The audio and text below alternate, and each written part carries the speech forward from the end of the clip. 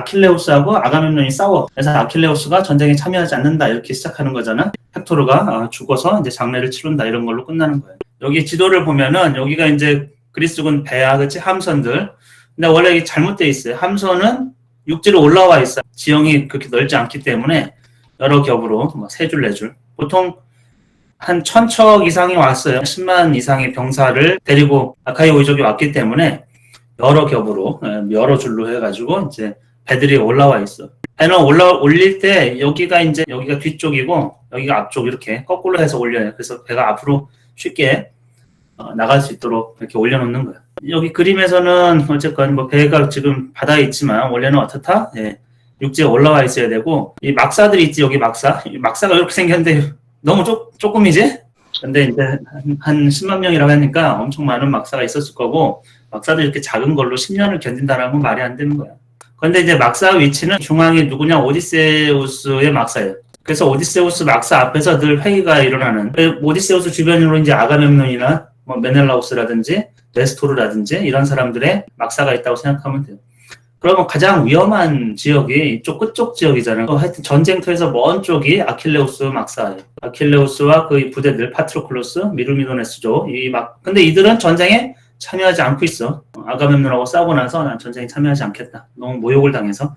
그리고 끝쪽 막사에는 아이아스, 큰 아이아스. 아이아스는 여러분이 알지만 아킬레우스의 사촌형이야. 전쟁은 엄청 많이 뭐 죽이고 죽는 것 같지만 자세히 보면은 몇 명 안 나와, 사실은. 표현만 그렇지 뭐 피가 뭐 강같이 흐른다 이런 표현이 있지만 전쟁은 몇 명 안 나오고 이 거리도 그렇게 먼 거리가 아니야. 왜냐면 하루 전투에 뭐 세 번, 네 번 왔다 갔다 하거든. 그것도 밤에는 안 다니기 때문에 그냥 짧은 거리라고 생각하면 돼. 네, 사실 이거 자세히 보면은 약간 운동회라든지 뭐 축구 경기하는 거 정도의 규모가 아닌가 이런 생각이 좀 들 정도야. 왜냐하면 주전 선수들, 주요 나오는 인물이 몇 명 안 돼. 손꼽아. 그러니까 뭐 지들끼리 맨날 싸우고 물러났다가 나 역전하고 있습니다. 네, 다시 수세에 물렸습니다. 제 차 역전 트로이아의 헥토르 선수 나왔습니다. 좌측 지역을 휩쓸고 있습니다. 그에 맞서가지고 아가멤논 어떻게 할까요? 뭐 이런 정도 수준인 것 같아. 잘 보면은. 실제 전투는 이 책에서는 4일 동안 벌어져요. 첫째 날 전투는 트로이아 사람들이 이제 성 밖으로 나오기 시작하는 거예요. 왜? 아킬레우스도 없고 그리스군에는 역병도 도지고 하여튼 사기가 많이 떨어져 있어요. 양군이 모였는데 1대1 대결을 시작해. 파리스가 생뚱하게 표본 가죽을 걸치고 나와가지고 나하고 1대1 대결할 사람 나와라 이렇게. 누가? 메넬라우스가. 둘은 왼수야. 파리스는 지금 헬레네를 데리고 왔던 헬레네의 현 남편이고 메넬라우스는 전 남편이란 말이야. 그러니까 메넬라우스가 잘됐다 했겠지? 원수를 죽여보자 이렇게. 그치? 그래서 파리스가 도망가. 이렇게 쏙 들어가. 아이고 놀래라 해가지고 쏙 도망가. 겁먹고. 그래서 이제 헥토르가 이놈아 뭐하냐 뭐 이래가지고 다그쳐가지고 파리스가 다시 나와가지고 1대1 대결을 하는 걸로 시작해요. 첫 번째 날 전투는. 근데 메넬라우스 약간 우세이긴 했지만 파리스가 위기에 처했을 때 아프로디테가 얘를 구해가지고 성으로 쏙 자기 방으로 침실에다 갖다 놓고 사랑을 나누게 하거든. 모해졌어. 누가 이겼는지. 그래서 메넬라우스가 두리번거리고 파리스를 찾는데 뒤에서 누가 판다로스가 이렇게 활을 딱 쏘지. 그치? 그래서 맹약이 깨져요. 원래 1대1 대결의 약속은 이제 이기는 사람이 헬레네를 갖고 보물도 가져가기로 했는데 판다로스가 맹약을 깨는 거지. 그리고서는 전투가 막 벌어져. 맹약이 깨지고 그게 계속 첫째 날 이루어졌던 일이고 첫째 날 특히 누가?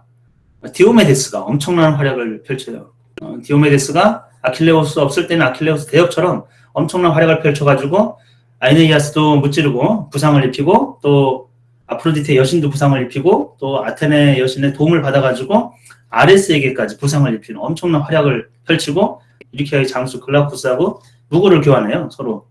그게 첫 번째 날 전투에서 있었던 거예요. 디오메데스가 너무 활약을 하니까 헥토르가 갑자기 아테네에게 기도를 해야겠다 해가지고 성에 다시 돌아가 어머니에게 이제 기도를 하라고 요청하고 안드로마케 자기 부인을 만나고 약간 슬픈 장면이에요. 죽으러 가는 남편을 배웅하는 약간 부인 그런 모습으로. 그리고 헥토르가 돌아오면서 파리스를 데리고 돌아오죠. 파리스가 성 안으로 자기 방에 있었기 때문에. 그래서 돌아오면서 트로이아군이 약간 이제 전열을 다듬고 역전을 하는 그런 장면으로 되어 있어요.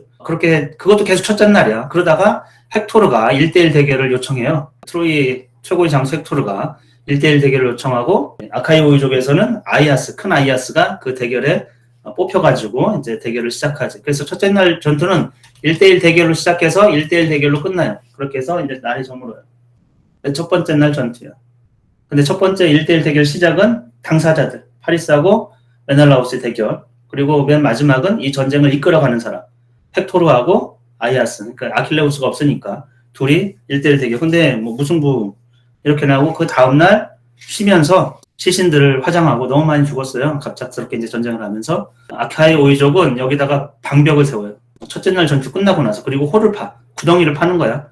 홀을 파고 여기다 이제 말뚝을 박아요. 왜? 전차가 못 들어오도록. 말과 전차가 못 들어오도록. 그런 일이 있었어요. 그러니까 9년 내내 그리스군은 너무나 일방적으로 이길 수 있었기 때문에 방벽도 없고 호도 없었어. 아무것도 방비도 없이 그냥 해안가에 군대를 그냥 두고 있었던 거지. 그렇게 해도 위협이 되지 않았다는 뜻이야. 근데 첫째 날 전투하고 나서는 이게 보통 일이 아닌 거지. 질 수도 있겠다 이런 생각을 했던 것 같아. 그래서 갑자기 늙은 네스토르가 방벽도 세우고 호도 파자 이래가지고 생긴 거예요. 이게 첫째 날 전투 끝나고 나가지고. 그렇게 해서 첫째 날 전투가 시작됐고 둘째 날 전투부터는 그리스군이 패하기 시작해요. 중간중간 뭐 약간 우세하기도 하지만 제우스가 이미 정했잖아. 뜻을. 왜? 아킬레우스 없을 때는 그리스군이 이길 수 없도록 아카이 오이족이 패주를 하게 되는. 이 트로이군이 어디까지 오냐면 호 앞에까지 진을 쳐요. 호 앞에까지 왔다 갔다 할 수 있는 정도로. 그리고 그러면은 이제 그리스군은 이게 도가니 든 쥐처럼 이렇게 약간 그런 모습이고, 그리고 이 전투 끝나고 나서 이 사람들이 여기다가 트로이군이 야영을 해요. 밖에서. 처음 있는 일이야. 자신감이 넘치는 거야. 헥토르는 이제 날 밟자마자 쳐들어가서 이제 다 쓸어버리겠다 이런 생각을 하고 있을 정도로 일방적으로. 둘째 날 전투는 트로이군이 우세하고 그 다음에 야영을 하는 그 정도로 몰려있어요. 그리고 세 번째 날 전투는 아가멤논이 반짝 활약을 해요. 세 번째 날 전투에서. 근데 뭐 세 번째 날 전투부터는 부상자가 상당히 많이 발생해요. 그리스군에. 그래서 뭐 아가멤논도 부상당하고 오디세우스도 부상당하고 디오메데스, 이 사람들은 엄청 대단한 장수들인데 부상을 당하고, 마카온 의술의 신 아스클레피오스의 아들이거든. 의사로서 왔는데 부상당하고, 에우리필로스도 부상당하고, 하여튼 굉장한 사람들이 그리스군에 부상당하고 전반적으로 문제가 생기고 드디어 트로이군이 이 홀을 넘어요. 그리고 방벽을 무너뜨리고. 아이아스는 부상 안 당해. 여기서 역전의 용사 아이아스가 수비를 할 때 울이 돼요. 울타리가 돼요. 그리스군에 굉장한 공을 세워요. 큰 아이아스가. 여러분 디오메데스도 엄청난 장수였는데 부상당했지. 아가멤논 총사령관도 부상당했지. 오디세우스도 대단한 장수인데 부상당했지. 이런 식으로 계속 부상당했기 때문에 트로이가 전반적으로 엄청 유리하고 지금 홀을 건너서 방벽까지 무너뜨리게 되는 그런 순간이 이제 셋째 날 전투에 있었어요. 그때 여기서 전쟁을 관람하고 있던 아킬레우스. 전쟁은 참여하지 않지만 자기 부관 파트로클루스를 보내요. 대신 아킬레우스의 무구를 챙겨입고 파트로클루스가 참전하기 시작하면서 트로이군은 막 도망가지. 아킬레우스가 전쟁에 참여한 줄 알고. 그때 반짝 파트로클루스가 이제 이기기 시작하는데, 파트로클루스가 너무 욕심이 과해가지고 이 성벽까지가, 아킬레우스가 절대 성벽하지 말라고 했거든. 그냥 쫓아내고 다시 돌아오라고 했는데 여기 성벽을 기어오르다가 이제 나중에 헥토르에게 죽음을 당하지. 이게 계속 셋째 날에 있었던 일이야. 셋째 날에.